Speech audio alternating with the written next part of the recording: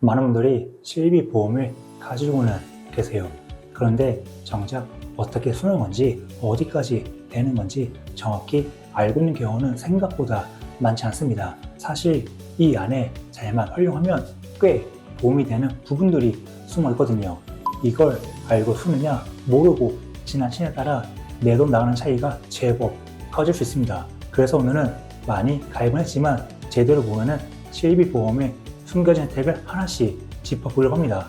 본 광고는 심의 기준을 준수하였으며 유효기간은 심의일로부터 1년입니다.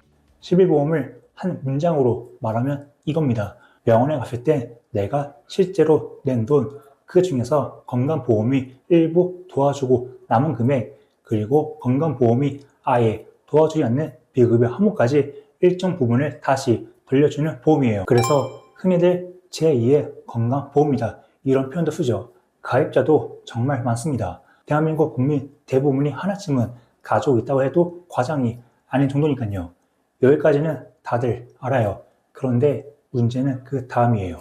어디까지 보장되는지, 어떻게 써야 유리한지, 어떤 상황에서 놓치기 쉬운지까지 정확히 아는 분들은 생각보다 많지 않습니다. 이제부터 그 차이가 나는 부분을 하나씩 말씀드려볼게요. 첫 번째, 연간 자기부담금 한도입니다. 이건 진짜 모르면 손해보는 부분이에요.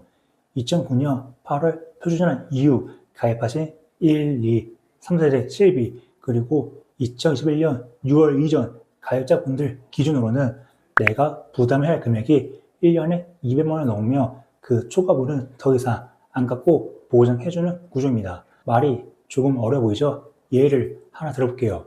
2012년에 실비를 가입한 분이 입원 치료를 받았는데 병원비가 5천만 원이 나왔다고 가정해 보겠습니다. 자기부담금이 10%라면 원래 계산대로라면 500만 원 내가 내고, 그런데 여기서 끝이 아닙니다. 연간 자기부담금 한도 200만 원이 있기 때문에 내가 1년에 부담하는 금액이 200만 원 넘으면 그 이상은 안 냅니다. 그래서 실제로는 5천만 원 중 200만 원만 부담하고 4,800만 원을 돌려받는 구조가 되는 거예요. 이 차이 300만 원입니다. 알고 있냐 모르냐의 차이죠. 그런데 4세대 실비는 구조가 조금 달라졌습니다. 급여 보험만 200만 원이 상한이 적용되고 비급여는 별도로 계산됩니다. 비급여는 예전처럼 무제한 보호받는 구조가 아니라는 거예요. 예를 들어보겠습니다. 급여 항목으로 치료비가 5천만 원이 나왔습니다. 4세대는 급여 자기부담률이 20%죠.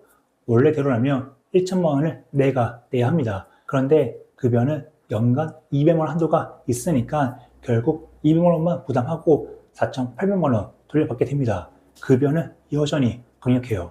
하지만 비급여는 예전 세대처럼 통으로 묶여서 보호받는 구조가 아니라는 점, 이건 반드시 알고 계셔야 합니다. 그래서 제가 항상 말씀드리는 게 이겁니다. 실비는 선택보험이 아니라 병원비의 큰 리스크를 막아주는 가장 1순위 보험이에요. 과거 실비가 좋긴 좋습니다. 다만 보험료 인상 폭이 부담돼서 유지가 힘들다고 하시는 분들도 계시죠. 그럴 경우 4세대로 전환을 고민할 수는 있습니다. 하지만 어떤 형태든 실비 자체를 없애는 선택은 정말 신중하셔야 되는 거예요. 실비는 있어야 할 보험입니다. 생각보다 훨씬 강력한 보험이고요. 두 번째는 바로 나리중지 제도인데요. 회사 다니시는 분들 단체 실비 들어가 있는 경우 많죠. 그런데 이미 개인 실비도 따로 가지고 있다? 그럼 보험료가 2번 나가고 있는 겁니다. 이럴 땐 개인 실비를 해지하는 게 아니라 나리중지를 걸어줄 수 있어요. 이중으로 보험료 빠져나가는 걸 막는 기능입니다. 그리고 23년 1월 1일부터 제도가 조금 더 좋아졌어요. 예전에는 내가 가입한 개인 실비만 중지가 가능했는데 이제는 상황에 따라 단체 실손을 중지하는 것도 가능해졌습니다. 또 하나 중요한 부분, 예전에는 중지했다가 다시 살리며 그 시점에 판매 중인 상품으로만 재가입이 가능했어요. 그런데 지금은 중지했던 그 상품으로 다시 재개가 가능합니다. 이건 굉장히 큰 차이예요. 특히 예전 좋은 세대 실비를 가지고 계신 분들에게 더더욱 그렇죠. 그런데 여기서 꼭 정리하고 가야 할 게 하나 있습니다. 단체 실비랑 개인 실비 둘 다 있으면 2배로 받는 거 아니에요? 이 질문 정말 많이 받습니다. 아닙니다. 실비는 중복 보상이 아니라 비례 보상입니다. 병원비가 5천만 원 나왔다고 가정해 볼게요. 단체 실비에서 5천만 원, 개인 실비에서 또 5천만 원, 그래서 1억 원 받는 구조가 아닙니다. 보험사들이 나눠서 지급해줘요. 단체에서 2,500만 원, 개인에서 2,500만 원, 합쳐서 5천만 원, 실제 손해본 금액만큼 보장됩니다. 그러니까 두 개를 유지한다고 보장이 2배가 되는 게 아니에요. 보험료만 2배로 나갈 뿐이죠. 그래서 둘 다 유지할 필요는 없습니다. 상황에 맞게 하나는 중지해두는 게 합리적이에요. 나래 중지 조건도 간단히 말씀드릴게요. 개인 실비는 최소 1년 이상 유지해야 중지가 가능하고, 나중에 이직이나 퇴사를 해서 단자 실비 보장이 끝나면 그때 다시 부활시키면 됩니다. 그리고 한 가지 더, 50대가 될 때까지 회사 단자 실비만 믿고 개인 실비를 아예 준비 안 하신 분들도 계시는데요. 그런데 퇴직 시점이 되면 한 달 이내 단체 실비를 개인 실비로 전환할 수 있는 제도가 있습니다. 단 조건이 있습니다. 최근 5년 동안 보험금 수령액이 200만 원 이하일 것, 그리고 암, 뇌, 심장 같은 10대 중대질병 발병 이력이 없을 것. 이 조건을 충족하면 개인 실비로 전환이 가능합니다. 여기서 핵심은 5년간 지급보험금 200만 원 이하예요. 이걸 넘기면 전환이 어려워질 수 있습니다. 이 차이를 알고 있느냐 모르냐가 몇십만 원, 몇백만 원 차이로 이어질 수 있으니까요. 세 번째는 해외에 오래 나가 계시는 분들이라면 꼭 알아두셔야 할 내용입니다. 바로 해외 장기 체류 시 실손 나래 중지 제도입니다. 2009년 10월 이후 가입 계약 대상으로 2010년부터 시행된 제도 하나가 있습니다. 3개월 이상 해외 체류하는 경우 그 기간에 해당하는 실손 보험료를 사후 환급받을 수 있는 제도입니다. 방법도 복잡하지 않습니다. 여권 사본이나 출입국 사실 증명처럼 해외 체류 기간을 확인할 수 있는 서류를 보험사에 제출하면 되는 거예요. 조건이 맞으면 그 기간 보험료를 돌려받을 수 있습니다. 그리고 한 가지 더, 해외여행 보험과 실손 보험을 같은 보험사에 가입한 경우라면 아예 실손 나래 중지 기능을 활용할 수도 있습니다. 즉 미리 멈춰드는 것도 가능하다는 이야기예요.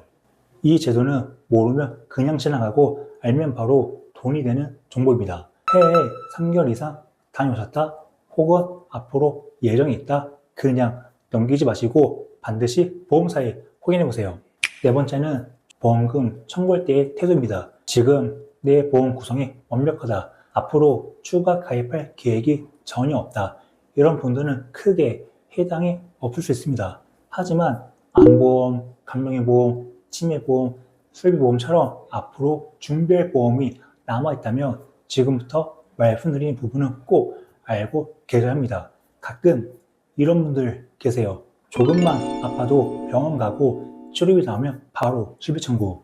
원칙적으로는 맞는 행동입니다. 보험은 쓰라고 있는 거니까요. 그런데 저는 사소한 치료비는 매번 바로 청구하지는 않습니다.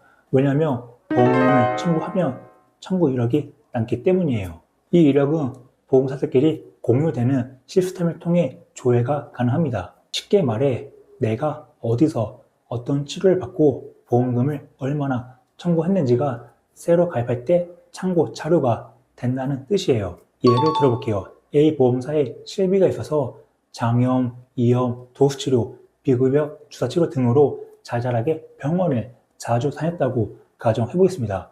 그때 실비 청구를 다 했어요. 그리고 나중에 보장이 부족하다고 느껴서 B 보험사나 C 보험사를 통해 술비보험이나 암보험 등을 새롭게 가입하려고 합니다. 이때 심사 과정에서 보험사는 과거 치료 이력과 청구 이력을 볼 수 있어요. 치료받았던 부위는 일정 기간 보장대회, 즉 부담복 조건이 붙을 수도 있고요. 또는 보험료를 더 내는 할증 조건, 심한 경우에는 가입 자체가 어려울 수 있습니다. 청구 이력에는 어떤 부위를 왜 치료했는지가 남습니다.